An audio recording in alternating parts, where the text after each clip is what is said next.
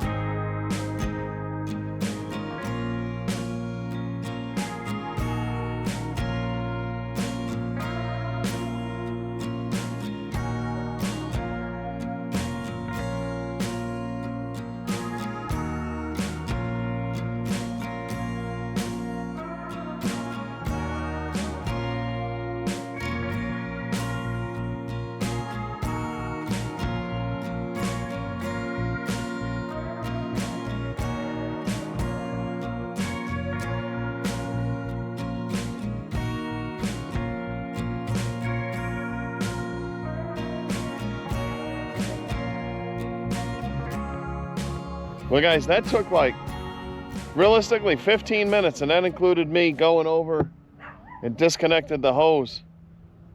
Crazy. And then I've got this little trench here. That's the one where I'm going to drop those conduits in for the future power and an extra conduit for comms or something. Uh-oh, the hounds are angry now. All right, let's get putting this pipe in the ground and we'll start hooking things up. All right, let's go. So this is what I was talking about. We're going to do a little double cross here. So I dug super, super deep going across to the house site. And then the water line is going to come across in this direction about 18 inches. And that's over 2 feet. So code, you really want 2 feet. So we're all at 2 feet plus probably 30 inches deep. And then that's going to go over. And we're just going to do the 10 feet here for now. Just because we don't know exactly where the house is going to be and where I want the power over there. So we're just going to drop these two in here, clean up the trench going that way, and then we'll start running this water line across all the way down yonder.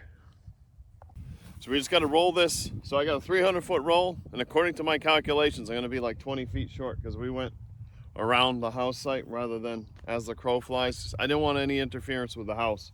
So we're going to run this baby out, string it on the ground first, try to straighten it out, see how far we can get, and then probably put a little handhole with another shutoff valve closer to the shop, just because. So let's roll this out and see what we can do.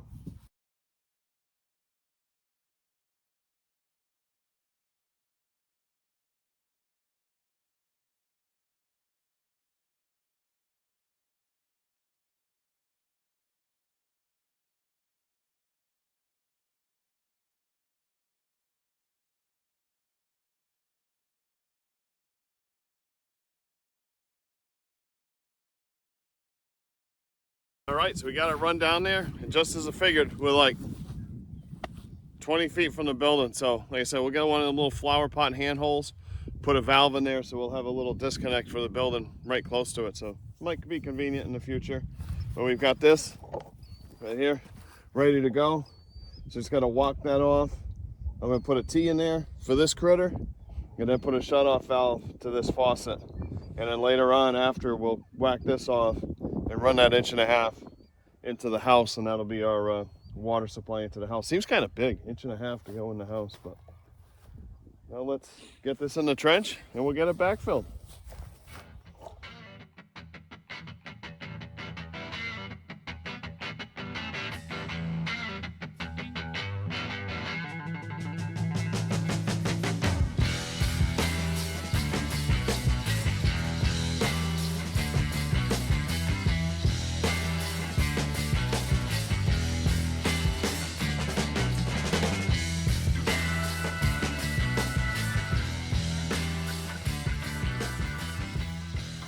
It's in.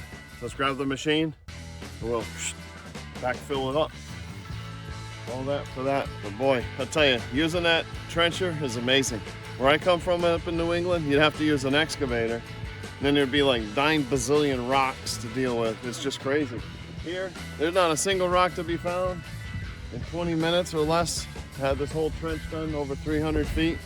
Like it just augering through butter. It's pretty crazy. So let's get this baby backfilled. And then we gotta do a Home Depot run. Go through the dumper.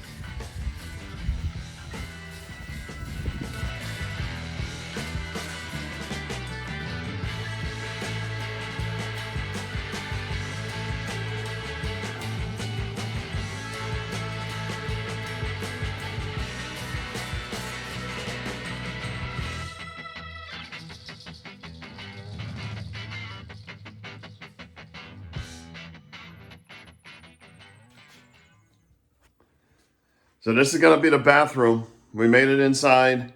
We've got the trench dug across to right outside the wall right there. So I'm gonna core bore now like a 2-inch hole to bring the water lines up in here, then back out again and over to hit the RV. Then we've got a core bore, a big kahuna hole for the toilet. We've got a core bore hole for the sink, the shower, this fancy Durastall, and then we got the washer and dryer. We got a core hole.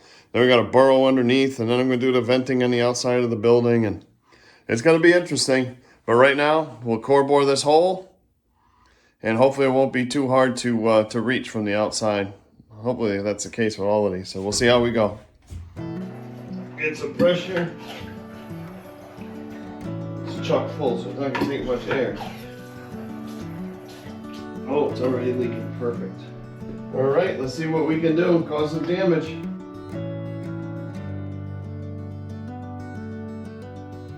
Next day we got it all set. So here's the water coming into the building. We cored through the floor. Came up, got the main water supply coming from the street, tying in, going out to the RV, just through a little boiler drain here. So we have some water for the time being for the dogs, and then this will feed the rest of the building. Just took the handle off so it doesn't get accidentally whacked and turned on. And then I gotta pick up a cap, and I'll put a piece of pipe with a cap on it. But that's it. Now we gotta tackle the rest of the bathroom. So that's kind of it in here for now. At least we have water. Okay, we're in the back of the shop. We've got our temporary washer dryer hookup still until we finish that bathroom. But the new garden hoses, we follow them down. We got this trench, gonna finish backfilling. Put some dirt over here. But the septic hookup was here. We had to go all the way over to the RV. So that was kind of impractical, and we were coming down through here through the mud pit. But like the timing couldn't be worse. We finished this and it rains and oh yeah. So we trenched through here. We're gonna finish raking this in here and get that all backfilled, and the two dingleberries are playing here. But so we got a little pop up here, and then we shoot over to the RV. On this side here, transitioned over to PVC. So down about a foot or so underground, comes up and then comes up here. And then we've got our pressure reducer. Got it set at 60 pounds and then the 4-way. So we should be all set. All right, let's go up front. I'll show you what we did up by the road and give you a little overview. So we got it all hooked up. We got a shutoff valve coming from the street to the right there, and then the little ball valve goes to the shop, and then it tees off, comes to a little silcock there, and then heading off to the future house. So we're set to go. So just gotta set this handhole and we'll be good to go. Miraculously, we fired it up. 0 leakages. So we're good to go. We've got water. The sewer pipe's all hooked up on the camper. So we're all set. It's a matter of backfilling this up, and I think we'll be set for now. So it's the next morning. We want to check to make sure we don't have any leaks on our connections up here where we made them at the future house site. So let's check out, make sure we don't have any leaks, and then I'll show you what we've got for some visitors here for Christmas week. Let's see, there's the old handhole. All installed. Beautiful thing.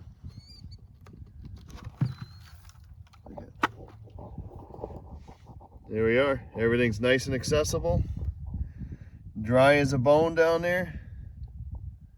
We're good to go. Sweet. Let me go introduce you to our visitors. We got some cool visitors for the week. Go introduce you to them. And then we're gonna close this video out. But really need to show you the visitors on this balmy December day here in Lower Alabama, where I think it's gonna be 80 today. Shorts and t-shirts again. Still got my flannel on because it's probably only like 65, 70 right now. Let's go find these critters.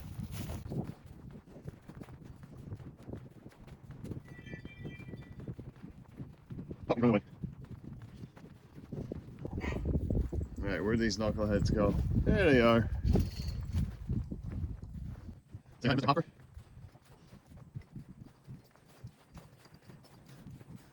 So our youngest daughter came down for the week for Christmas and brought just a hopper. I call this a horsey. Say, smile.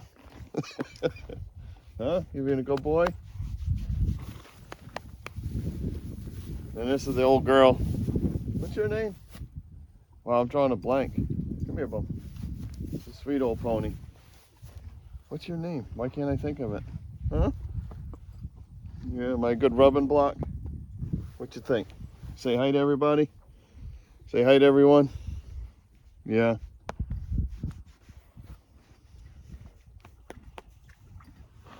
I gotta ask Hannah what her name is. I forgot. Oh, man, I'm getting old. I keep forgetting. Pony. Call her Pony.